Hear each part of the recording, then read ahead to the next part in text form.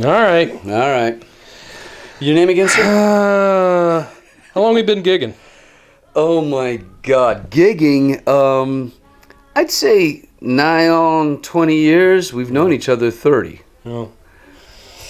So, what brings you to this room tonight? What really brings me to this room is a very dear friend of mine and yours and your brother Bill's, Bugs Henderson. And, we're all Texas boys. We all met in Dallas.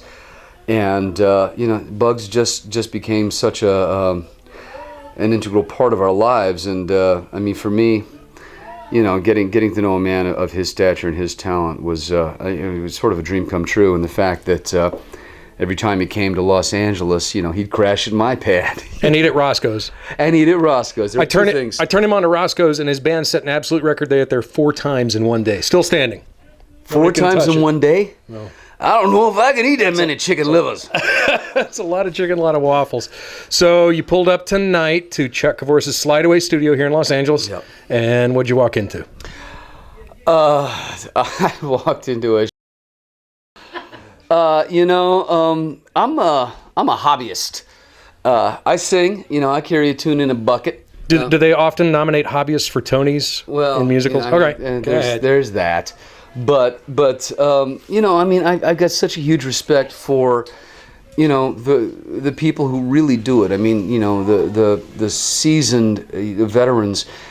And, I even with the Pipefitters, I always felt like a pretender to the throne. Who are the Pipefitters? The Pipefitters is the band that you started, back in, what was that, like 89, 88, something like that. What was the best thing about that time was there was no YouTube and no cell phone cameras. So nothing happened. Not a thing happened. My God, it was like a choir meeting or a Boy Scout jamboree. Thank you. It was kind of sweet. It was sweet. It was touching in a mom and apple pie kind of way. The song tonight is Cowboy.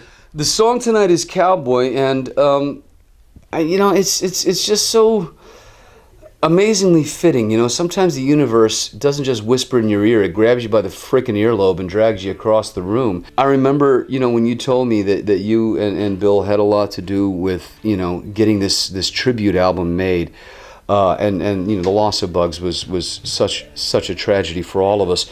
I was so touched and so moved that his music would be honored, and that so you said we're doing this tribute album to Bugs, and we're getting some of these amazing guys to play on it. And hey Lou, would you mind doing some liner notes? Wouldn't that be great? You're a good writer, in my defense. Well, okay, that I am, but I thought obviously automatically I'll do some liner notes.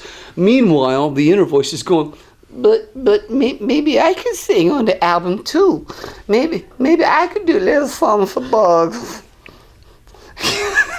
And I let it sit. I think I let it sit for about a month. It's called a resentment. Yeah, you did. I did, and meanwhile I kicked your ass in Scrabble as often as I could. It was a buck a point. Okay. So I lost a car. So, literally, it was you're giving me the updates. Oh, we got this tune. Oh, this one's in the can. Oh, this one's mixed. I'm going, that's great. Any more room on the album? Maybe I could do a limerick or something. It was, you were hanging with me during the season of Longmire, in which you gave a beautiful performance in episode 5. I finally... Season 2, episode 5. Season 2, episode 5, yeah. And I finally worked up the courage to go, hey, Sherman, I was thinking maybe, I don't know, if you got any, leftover tape, maybe I could, I don't know, man, maybe do a song. And I said to myself, I love Lou loved Bugs. Lou has 70,000 followers on Twitter. He's in. And we'll be promoting it very shortly. But the funny thing was this. As you said, we are recording Cowboy tonight. And I thought, okay, man, whatever's left, something that, nobody's done just yet. And your eyes got big and wide. I mistook it for excitement. You go, I've got it. I've got the song. Did I redeem myself? Dude, you played me Cowboy, and I did this little thing called Young Guns 1 and 2. I don't know if you guys might have seen it. You might have. It's kind of an obscure little gem.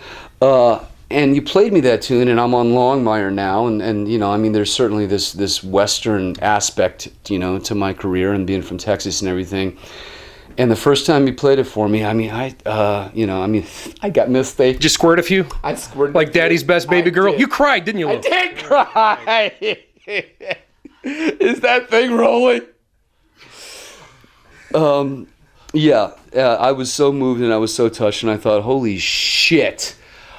This was kismet. This was, you know, I mean, the stars aligning, and the one tune that nobody had recorded yet, and the fact that after we said we were going to do this, you know, find out that it's, you know, one of Bugs' favorite tunes. And yeah, it just... And that it was his widow Patty was the one that said that to me, that was like their special song. I had no idea. No. And that made it just so much more right. And, you know, so as far as I'm concerned, I mean, you know, first of all, it's just an honor to be in this room with these people and being on this track. So I thought the Cowboy was sort of my little secret thing, because it was never a hit. He didn't play it in clubs really.